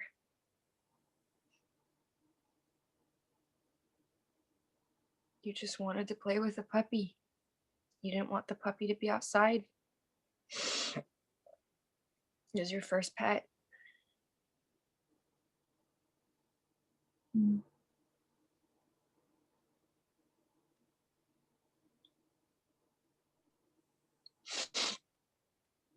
I just want you to let her know that in a few moments, her dad's going to come in and invite her to name the dog. So I want you to just see the two of you kind of whispering back and forth some different names for the dog, okay?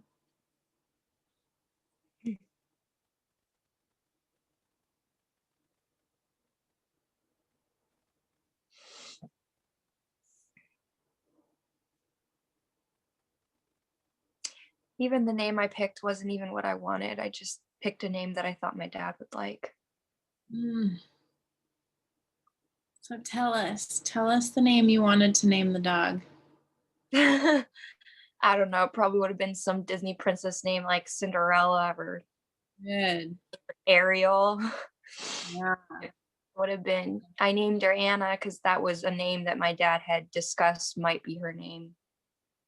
But probably would have been something, way more far-fetched than that. Yeah.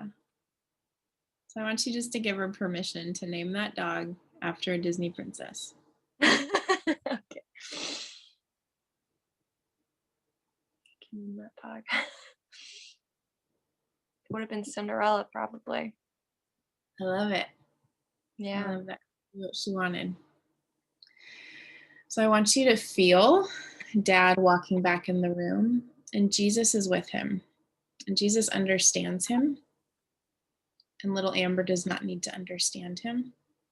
So I just want you to feel if there's a shift in dad's presence when he comes in the room, okay?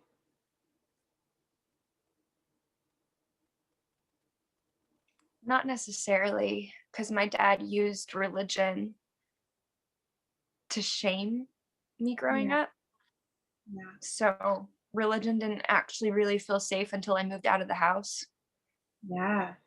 Um, That makes sense. because dad used it to rebuke me. That makes a lot of sense. Thanks for letting me And know. yeah. So I'd love for you to picture Dad sitting on the couch and popping the footstool up and just laying back. And I just want you to see Jesus lean down and say, "Hey, baby girl, what do you want to name this puppy?" And just let her look in his eyes and just feel delighted in and adored. And she's like, "Cinderella."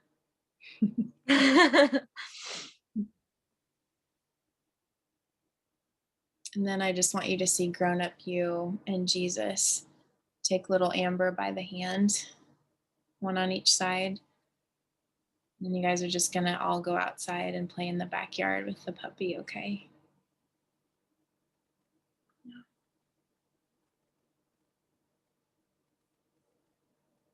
And just take another moment to absorb this.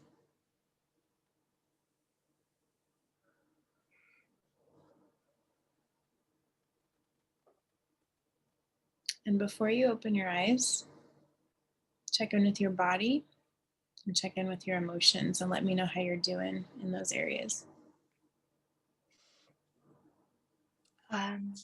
Yeah, no, my body's really sore right now, especially my knee.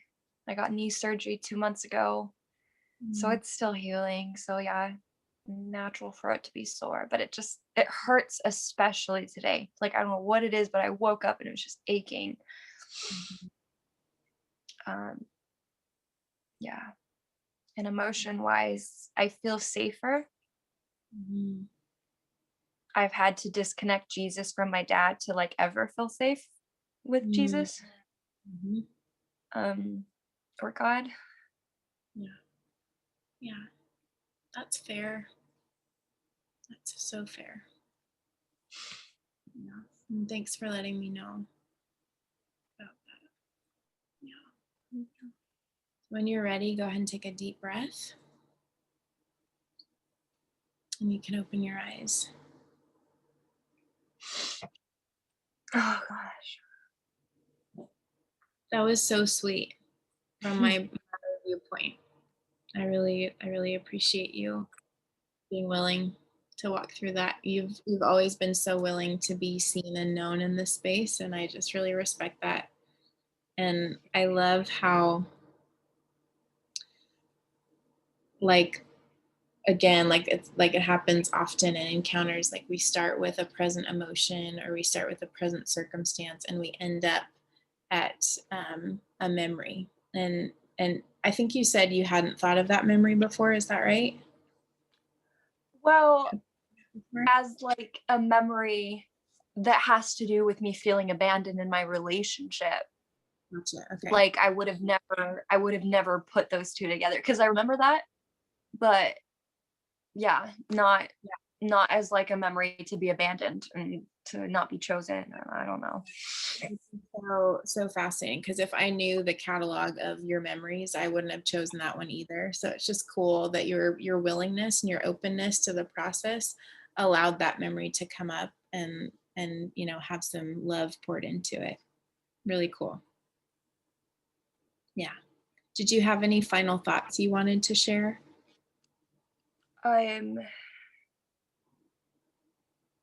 Just kind of how to connect that with the feeling of God not being in my breakup, like not feeling like he's there a lot of times, Yeah. Here's my take on it. You don't have to. You don't logically have to make yourself understand what just happened, but paying attention to the next few days and what unfolds from there. And if this has shifted how you're feeling about God in connection to your breakup, just paying attention to that. Does that feel accessible to you, just to like stay aware, like and see what shifts for you? Yeah, I think a part of me is like, oh, I want this to be solved right now. Like there must be some magic fix with God just all of a sudden being there for me. But I know that it's not that simple. So there's a part of me that's like resisting, like I want a solution now, but we all do. We all want that. So Totally. Yeah. And I love your honesty about that. Like, yeah. But what's the practical, right? Like what's the thing to do here? And yeah, I love, Katie, how you typed curiosity into the chat box, because it's like, yeah, that's really interesting that my heart came up with that memory. And Holy Spirit brought that to my attention. So I'm just going to stay curious about that. What I think is interesting, and this is take it or leave it, because this is Brie Aronson, okay? Like this may not resonate, but your willingness to meet with Jesus in a space that felt scary because you didn't know necessarily what you'd done wrong or why you deserved rejection. I think you did meet God in a place where abandonment felt like it was on the table for you. Now that's outsider opinion. I just don't want you to feel like you have to do mental gymnastics. You can just let this experience simmer and settle inside of you. okay. Yeah. Feel doable? That does. Okay. I know our brain so wants to understand. Just bless it, and you can actually step down, brain. You can actually serve me. I'm not serving you. I tell my brain that sometimes too. Yeah. Mm-hmm. Doing so good. Such a privilege just to interact with you every time we do. Yeah. Thank All you. right. It's yeah, same. Awesome. Keep me posted, okay? Okay. Thank you. So welcome. Okay, I know we're a couple minutes over. I just wanted to address a couple of things. I know we didn't get to everybody on the list tonight. Some of you had let me know in the chat. Some of you sent in private messages that you wanted to be coached. So we got to who we got to tonight. I would love to connect with you in another space. So on another coaching call, or if you want to book a one-on-one, feel free to do that. That would be really fun. You're also, totally welcome to connect with another support coach or on another group call. Just know that my heart is that you do get some support inside of your question and what you're wanting coaching in. There is not a breakout room tonight. Thanks for checking on that, Allison. The breakout rooms are on the group coaching calls that are non-topics. Okay, so the general Q&A coaching calls. So thanks for clarifying that, because I know it's kind of been shifting a little bit lately. I also wanted to mention that I really loved how honoring you guys were interacting just earlier, I think with Reagan, and the music, and how you guys just let her have her space and her moment. And I just loved that interaction. I saw that briefly, and thanks for just being honoring to each other. Love that dialogue and that connection. And then Melina, I loved your question here. That this is your first encounter and you're trying to follow along, but no memories were coming up. Katie, thanks so much for covering her and her question in that space. And Melina, yeah, I just want to echo exactly what Katie said, that the trust you're building with yourself really, really helps with that, and the practice really helps with that. And we do the encounters content in like weeks 5 and 6, and it's very much on purpose, because the self-awareness piece of knowing what's happening inside of you really helps you be able to meet that need in an encounter. And so that's why there's like an order to it. But I love that you're coming to this call as someone in week 1, because just you're getting exposed to it, and just know that the more your heart gets exposed to it, the more open your heart is going to be for actually engaging it. So if any of this felt like clunky to you tonight, or like, hey, this is not working for me, don't make it a judgment statement on you, or you need to be doing something differently. You are doing great, and I just honor your willingness to show up and be in a space where we're doing kind of like odd things. If you think about it, like we're we're dealing with all these invisible emotions, right? Invisible things, and we're interacting with our imaginations and with God, and it's a lot of like abstract stuff. So I just want to say, Melina, thanks for being here. Thanks for your courage and asking the question. And Katie, thanks for just being there for her. Yes. Okay. So you guys, okay, cool. Okay. That's what I wanted to address. Such a sweet time to be with you guys. I hope you all have really, really deep rest tonight. And I look forward to connecting with you guys around, I was going to say around town. That's so funny. You know, around the Facebook group and one-on-ones, all that. So yeah, you guys take care and I will see you around. Bye.